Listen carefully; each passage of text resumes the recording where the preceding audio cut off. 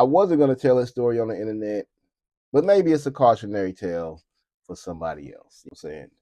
All right, so I drive Lyft to make money. I'm saying, like a lot of people that do. One night I was out. It's my last ride of the night. I'm headed home, directional rides, getting rides towards my house. Pick up this girl. It's only a 15-minute ride. And on the way to her house, she threw up in my car. And she was apologetic, all that. When we got to her spot, she went in, she brought out some paper towels. I had to tell her bring some more water, all that kind of stuff. Cleaned it up. Then I got to my house, and then I had to get some more cleaning supplies, clean it up some more, just because, one, it was like 17 degrees outside, and it was cold. And it just, when it's that cold, water freezes fast. You know what I'm saying? It was kind of slow cleaning. Luckily, I was able to. It didn't get in the seat. That was the blessing. It did not get in the seat, but it did get all over the door. I was able to clean that up. And like any other ride share driver, I reported that she threw up in my car because this happened Saturday night. I worked that Sunday, and then that Monday, I got an email from Lyft after I woke up to this, right? Then I get this email. I wake up to this email saying that my Lyft account was on hold because someone reported me for inappropriate touching and basically SAing somebody. Now, they didn't tell me who it was, obviously, for fear of retaliation policy. That makes sense. But I can only assume that that girl got hit with that $150 fee, and she was maliciously trying to do anything she could to ruin my life over $150. I get that you upset that your 15-minute ride cost you that much because it was like a plus the fee that you paid, but at the same time, like, out here playing with people's lives and livelihood in real, like, for real. I didn't let it upset me because Lyft handled it before. By the time I woke up, I had the email telling me that my account was on hold, and then an email telling me that they had investigated and found whatever, my account was no longer on hold. But just the fact that this happened is so alarming to me. And I've had people make messes in my car. I've reported stuff. I've gotten my cleaning fees before. You know what I'm saying, never had an issue because at the end of the day, you did it. You threw up in my car. Why would I have to clean up, throw up for free? That don't even make sense.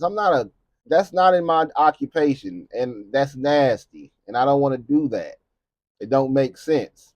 But I'm just saying the fact that she was really willing to play with my whole life like that to try to get me kicked off Lyft or whatever the case may be is crazy. I have zero evidence that it was her, but it only makes sense that that is 1 plus 1 equals 17. You know what I'm saying? That's all I know. It was very upsetting. It's very upsetting because you can, as a you really, it's a lot going on out here, and just that fast in the wrong circumstances, somebody can ruin your life with these types of accusations. Obviously, I have a great record. I didn't do anything to this girl. They saw that obviously it must have been the person that I reported, and I didn't want to drive around because you can't even hold your liquor for a 15-minute car ride. No, I don't want to drive you ever again. Unmatch me with this rider, and that's it. But the fact, I don't know, just the idea of playing with somebody's livelihood like that, and it's your fault, that's crazy. Especially when it's real victims out here, man. It's real victims. And I genuinely, of all the women that I know in my life, I would say a good 90, high 90 something percent of them have had that happen to them. And I'm talking to everybody from my mom and them. I'm saying, nah, man, don't play with my life like that. Don't play with my name like that. You know what I'm saying? There were no consequence. There was nothing. It didn't hurt me, but just the idea that that can happen to me. I'm saying it's just it's scary. It's scary. For real. I'm just glad that I didn't that it really didn't have a huge impact. But like I said, I know there's people out there that's going through it and that have false accusations. I don't know. I just that just threw me off, man. It threw me off and it stayed in the back of my mind. And now I gotta get me a camera. It's really that's the bottom line. I gotta get me a camera in my car because there's no way no one can, even though nothing happened. I just want to get a camera just in case now. Because that way I got video evidence that I don't even talk to women in my car like that unless they like really, really talk to me. Because I had a situation where I was driving this lady. The Lyft give you the route. I don't know where you live. I have no idea where you going to. I'm following the GPS. If I'm not familiar with the area, I'm gonna follow the GPS. I'm following the GPS, and she say, "Jermaine, why you stopping?" And I wasn't stopping. I was slowing down because the road was terrible. Like it was an absolutely terrible road. And she said, "I don't feel comfortable. I want to be let out." I immediately, I didn't question her. I didn't say why. I didn't say what I do. I didn't say, I didn't get it, whatever. I was offended. I was offended because I'm like, you uncomfortable.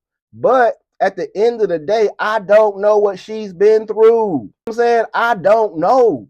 I said a high percentage of the women that I know have had things happen to them, and men have been the ones to do it. From that standpoint, when a woman feels that way around me, I immediately, whatever you need to do, be comfortable, do it. Do that thing. I stopped the car, immediately got out, set her bags to the side, whatever, and drove off. Canceled the ride.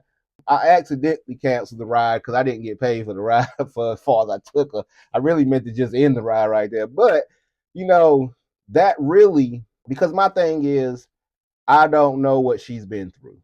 I'm saying, and even though I was not the one that did anything to her, I wasn't doing anything. I didn't have any malicious intent. I'm a good guy, whatever. But just based on I don't know what she's been through, that more than likely she's been in a situation where she was taken somewhere or she was assaulted somehow or something happened to her that traumatized her to the point where her trust level is almost at a zero. And that ain't my fault. It ain't got nothing to do with me. I didn't hold on to it for a long time, but it did make it change how I interacted with women in my car. It changed that. I don't speak like that just because I don't know. I don't want them to feel uncomfortable in any kind of way. And I know they have these where you can get a woman drive and all that. Just all this information about me knowing how the world is, and that regardless of who I am and how I operate, these people don't really know me. You know what I'm saying? So they don't know, and you hear all these horror stories about Lyft drivers and blah blah blah and all that. With all that in their head, they get in the car with me, a stranger. I have a great demeanor. You know what I'm saying? Typically, people feel better when they get out of my car.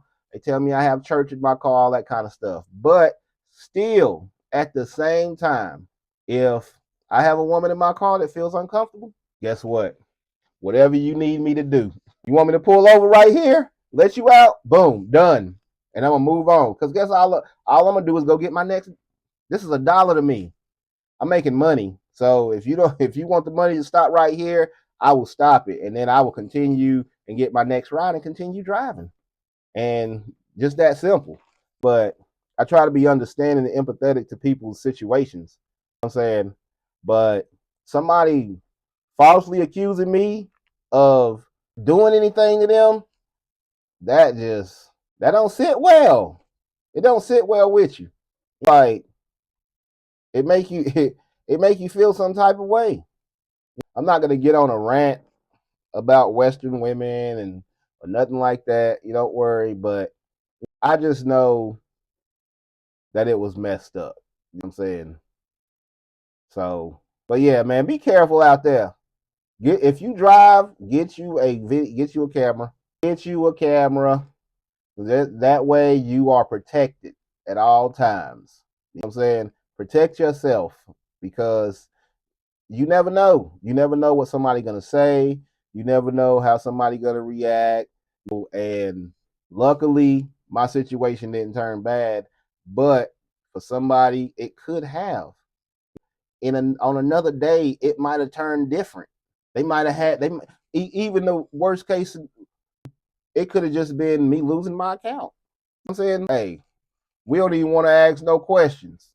I'm saying it could have been that, but I do thank God that the truth prevailed because I know this turned way longer than I wanted it to. I was really trying to make this quick, but it is what it is. But yeah, man, ladies, don't be out there falsely accusing people, man. That's just reckless. That's crazy. Y'all stay blessed. You know what I'm saying?